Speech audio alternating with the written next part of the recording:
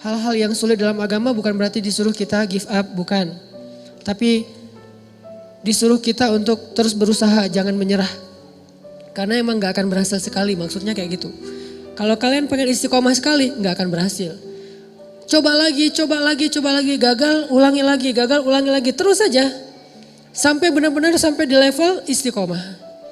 Kayak dulu kalau misalnya kita suka ngabisin waktu yang agak-agak kurang berkualitas sih, kayak main game gitu. Awal-awal main game kan langsung baru pertama main udah kalah ya. Terus nyoba lagi naik level kalah. Nyoba lagi level 2 menang, level 3. Sampai akhirnya kita bisa tuntasin tuh game. Ini kenapa dalam urusan kayak gitu kita entertain, kita bisa begitu istiqomah, komitmen banget, kekeh gitu. Nah dalam agama, dalam kebaikan, gak usah ngomongin istilah agama deh. Dalam kebaikan aja. Kalau kita bisa kekeh, kita bisa, pokoknya saya pengen banget jadi orang yang istiqomah dalam kebaikan-kebaikan. Maksud Allah, coba lagi. Gak berhasil, coba lagi. Gagal dikit, coba lagi. Melendoi, coba lagi. Terus aja coba. Ini istiqomah teman-teman. Sampai Nabi aja beruban. Artinya Nabi itu mikir banget pengen istiqomah. Kayak misalnya saya catat beberapa kebiasaan kita, kayak misalnya pas lagi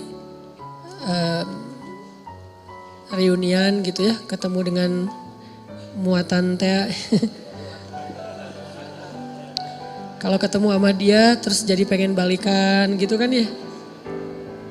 Apalagi kalau pas ketemu tuh jadi kayak teringat, dia pakai baju yang dulu kita pas udahan dia pakai baju itu loh. Jadi kayak flashback, langsung balik lagi ke cerita-cerita dulu kita pernah jalan ke sini, dulu kita pernah seru-seruan, kita pernah gila-gilaan bareng, kita pernah apa segala macam gitu kan ya.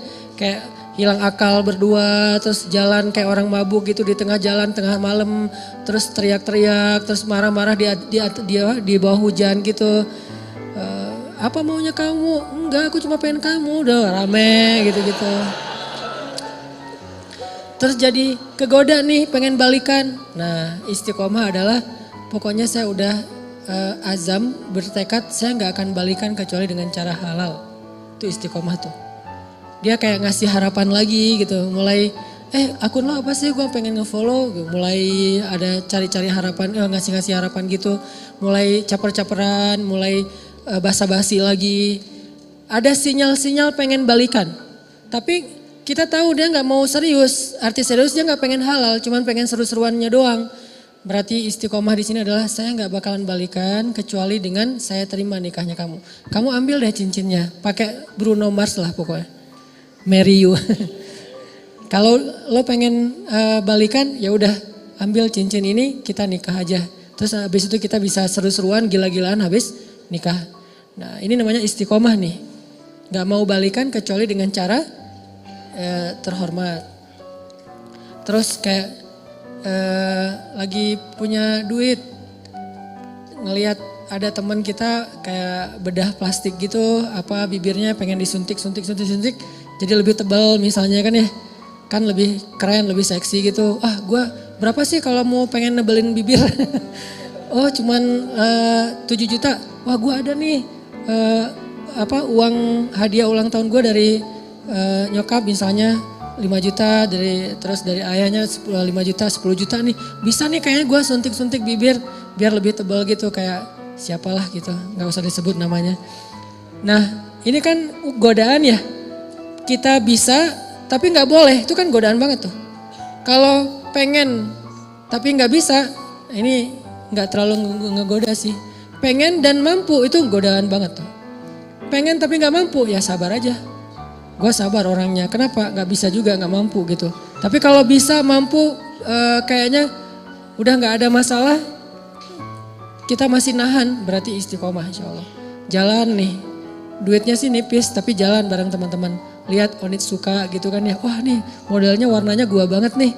Misalnya dia senang warna-warna tanah gitu, warnanya, oh ini coklat nih Onitsuka, terus lagi ngetren gitu kan, anak-anak SMA pada pakai, teman-teman sekelas pada pakai, semuanya Onitsuka, kecuali saya sendiri yang masih pakai apa gitu kan ya, yang lain pada Onitsuka pengen beli, tapi nggak ada cash, nggak cukup juga duitnya, harus nyicil, jangan deh tabung dulu sampai bisa beli tanpa harus nyicil misalnya. Ini orang istiqomah. Dia punya prinsip. Tapi prinsip itu berlaku untuk dirinya. Nggak dia paksain untuk orang lain. Karena ketika prinsip hanya dipaksakan kepada orang lain, dia tuh jadi orang yang nggak nyaman buat orang lain, udah nggak asik lagi.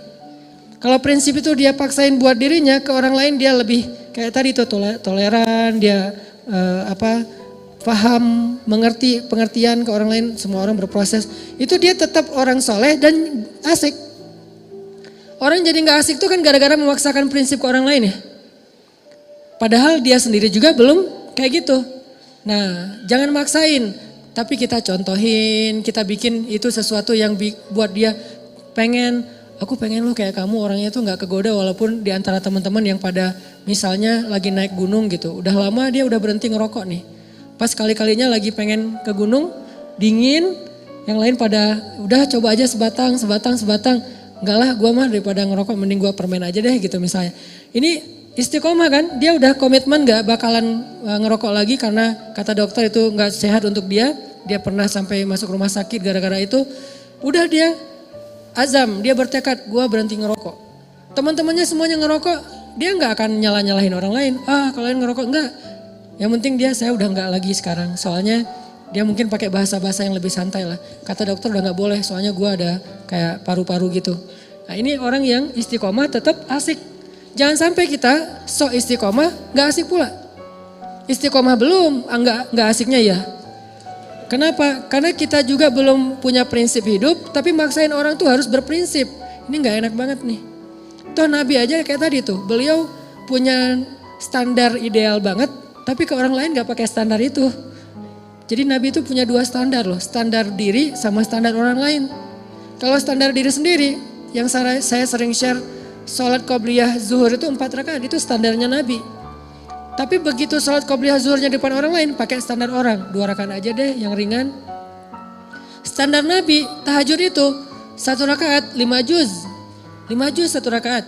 Tapi kalau sholatnya bareng dengan orang lain, bacanya yang ringan-ringan aja deh. Al-Muluk aja dibagi 2 misalnya. Sesekali doang Al-Muluk dibaca 1 utuh, 1 rakaat. Kenapa? Karena Nabi itu orangnya soleh, asik.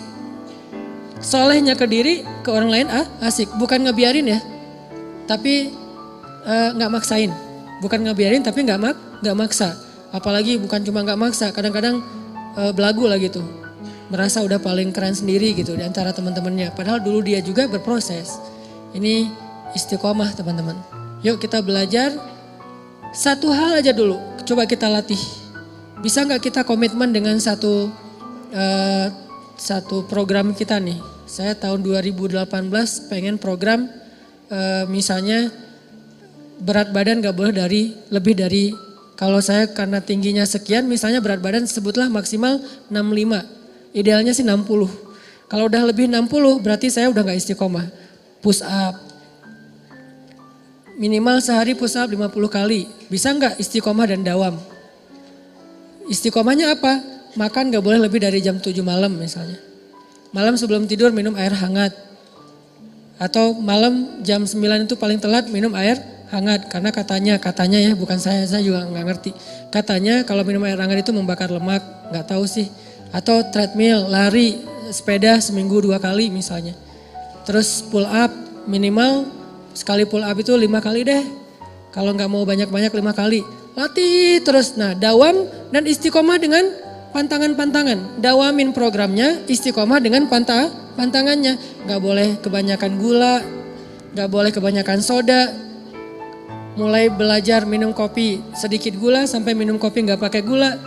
Terus juga gak pakai soda. Yang soda-soda mulai ditinggalkan. Terus lama-lama mulai dawamin air putih, makan makanan yang sehat, pola hidup, tidur yang cukup. Semua ini adalah istiqomah dan dawam. Satu hal aja, pokoknya saya pengen ikut sunnah yang kayaknya kece nih. Apa? Six pack. 2019 harus jadi nih badan. Terus latihan, nggak mungkin kan six pack tapi yang lain nggak kebentuk ya. Yang namanya six pack insya Allah kebentuklah semuanya, puncaknya di perut. Kalau nggak six pack minimal 3 lah. 3 juga udah cukup. Atau kalau nggak 3 juga minimal nggak offset lah. rata gitu ya nih. Bisa rata aja udah keren banget tuh. 2018 gue pengen rata. Mungkin badannya tuh gak sekeren Adirai, tapi minimal bisa dibilang otot gitu. Nah ini jalanin, dawamin programnya, istiqomahin pantangan-pantangannya. Satu hal aja. Kalau mau ngomongin hal-hal yang sifatnya sunnah tapi kece gitu. Kalau mau sunnah yang lebih bold dan gak usah diomongin ke orang lain, pokoknya 2018 gue pengen hafal 5 juz. Ini bold ya, bukan yang lebih entertain. Buat sendiri aja, pengen 5 juz. Gak usah diumum-umumin, gak usah posting 2018 5 juz. Ngapain diposting? Yang kayak gitu-gitu. Kalau yang mau diposting banyak main, banyak manfaat, gak apa-apa posting. Kan gak ada riak juga kan? Wah main riak, gak apa-apa kalau main riak mah ya. Tapi kalau saya posting banyak tilawah, banyak salawat, agak-agak gimana gitu. Karena saya ngerasa belum banyak tilawahnya. Masa saya tilawah misalnya sekali sejuz sehari, bilang banyak. Sementara guru saya, anggota dewan di Jakarta tuh sehari 10 juz. Dan itu dari sejak kelas 6 SD udah kayak gitu. Sehari 10 juz, murajaah hafalannya. Berarti 3 hari khatam, 3 hari khatam. Beliau baru boleh bikin tagline banyak tilawah. Dah kita baru 1 juz gak usah bikin banyak tilawah. Udah aja yang realistis lah, banyak main tapi jangan banyak dosa. Karena kalau main riak gak masalah, gak akan menggugurkan pahala main ya. Ustaz jangan riak tuh dengan main. Emang pahala gitu.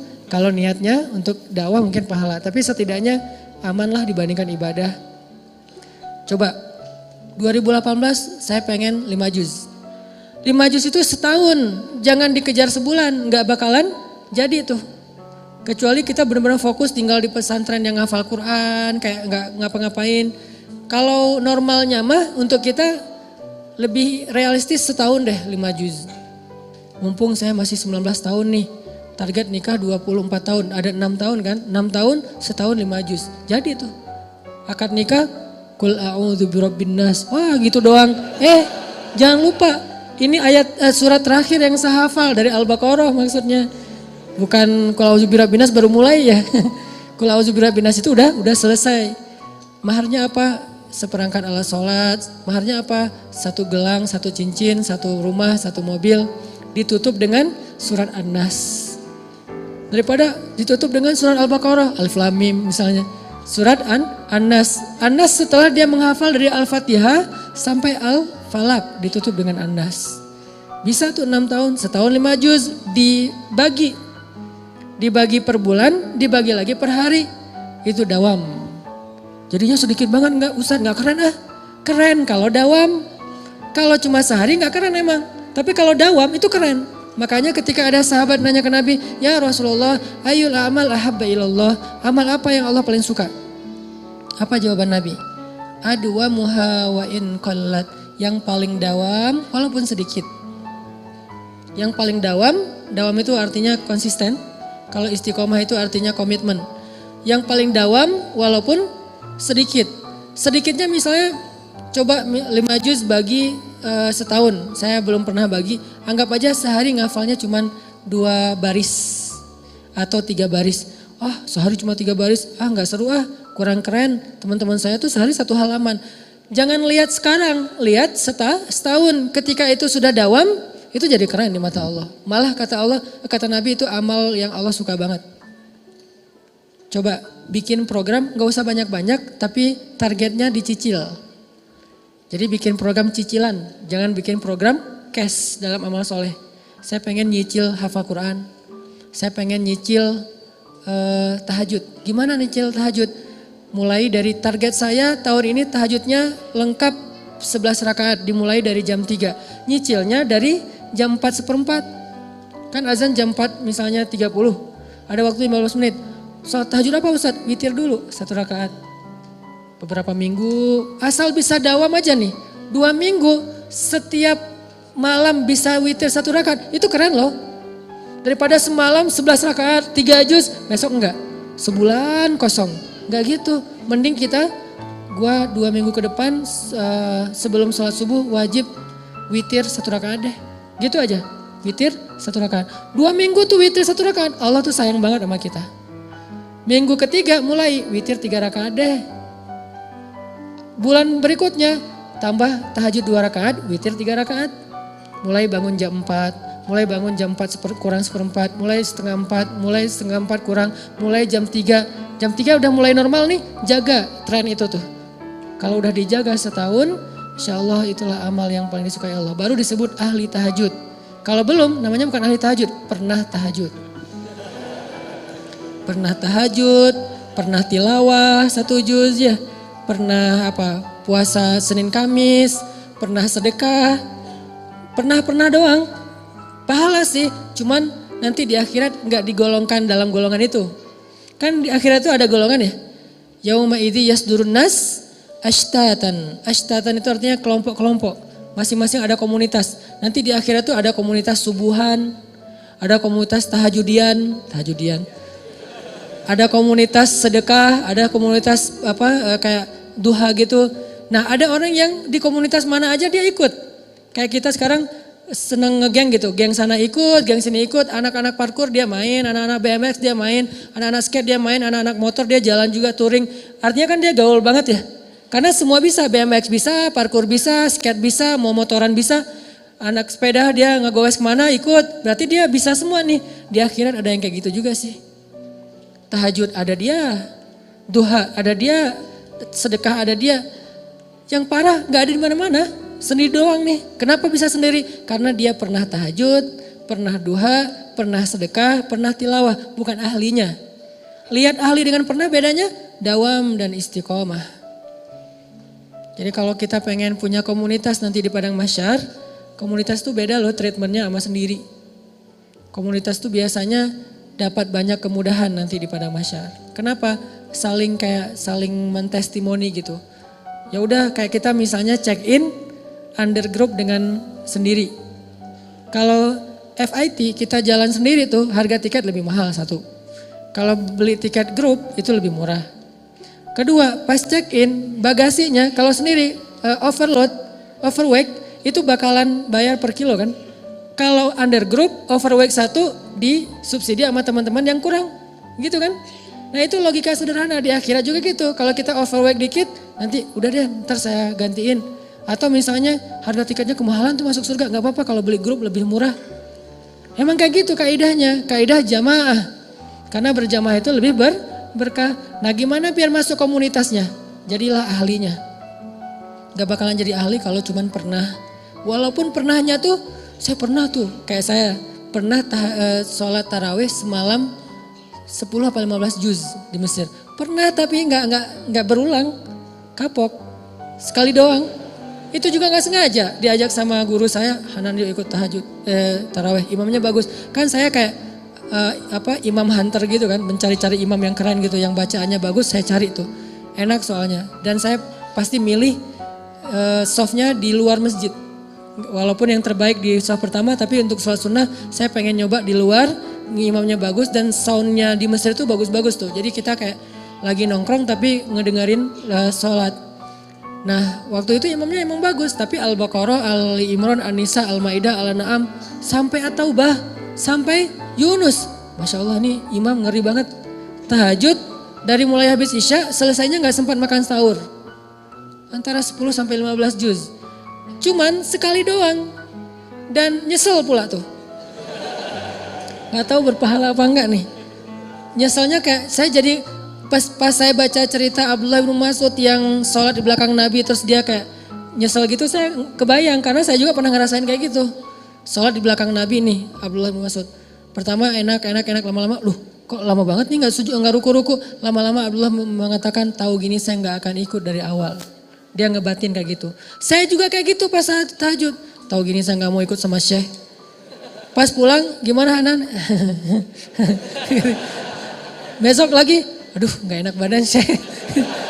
Gak mau lagi seumur-umur. Sampai sekarang, kalau dibawa lagi ke Mesir gak mau saya. Kenapa? Gak kuat bayangin tahajud dari Isya sampai menjelang sahur. Dan sahur di Mesir itu bukan imsak kayak kita. Sahurnya batasannya tuh azan subuh. Jadi udah deket azan subuh, kita pas habis witir, itu makan itu udah kayak orang lapar banget. Karena bentar lagi azan subuh. Saking full semalaman sholat. Nah ini namanya bukan ahli tahajud. Pernah tahajud 10 juz, minimal pernah lah. buat jadi bahan ceramah doang gitu. Ya gue pernah loh sholat tahajud 10 juz padahal cuma sekali doang dan itu juga gak sengaja dan nyesel lagi.